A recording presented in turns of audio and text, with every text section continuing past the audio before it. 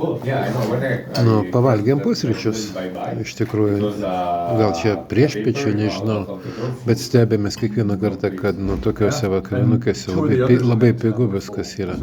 Mes čia suvalgėm 2 omletus. Su bulvėm. Su bulvėm. Tortilijas. Jo, tortilijas tokia. Paskui 2 jogurtus, 2 bandeles ir 2 didelius kavos puodus. Nu, 2 didelės kavas su pienu. 10 eurų. 10 eurų. Negrįšim. Čia galima kaimuose gyventi. Tai, tai va, nežinau, čia kitą mieste, tai čia iš tikrųjų šitokia suma, tai gausi gal tik tais omletą su kava. Na, tai va, tai.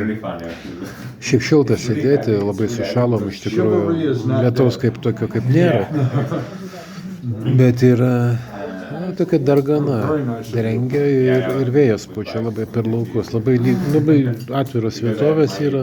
Labai sekina. Labai tada ėjom taip ir šalta. Šiaip šalta. Čia 5 laipsniai, 6 laipsniai šilumos yra, žinai. Čia ne paskutinis kartas, ne paskutinė diena bus 14-15 ateityje. Ir kai kroviausi daiktus, mano mama sakė, pasimk ir termokelnes. Sakau, baigti Ispaniją.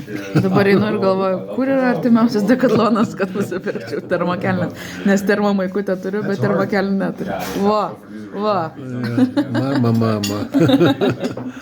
Jo, tai, kaip jo, šilumos reikia termorūbų turėti. Nedaug toj kuprinėj reikia kažko turėti, bet termorūbus reikia turėti, jo, pamainos. Ačiū Dievui, mes dar pasiskalbę turime kažko, tai tarp pasikeitimai, tai gerai bus mums kol kas. Nu, tai bon kamino, bičiuliai.